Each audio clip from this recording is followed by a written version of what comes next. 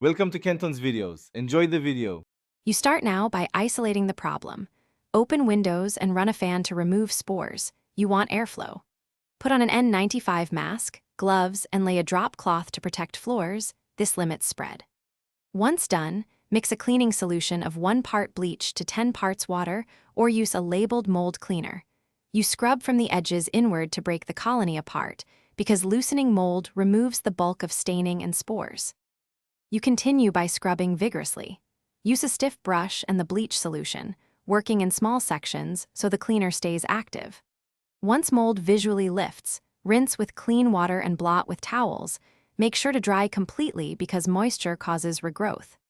If the drywall is soft or the mold penetrated more than a surface stain, cut out 1 to 2 inches beyond affected area and replace the damaged section. Since mold inside porous material is nearly impossible to fully sanitize without removal.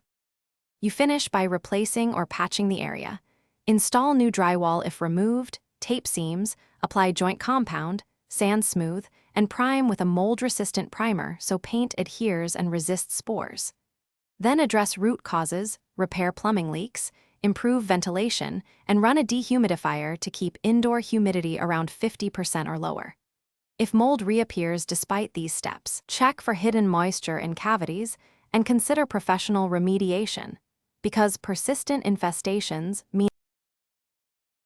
Thanks for watching. Consider subscribing if we helped you.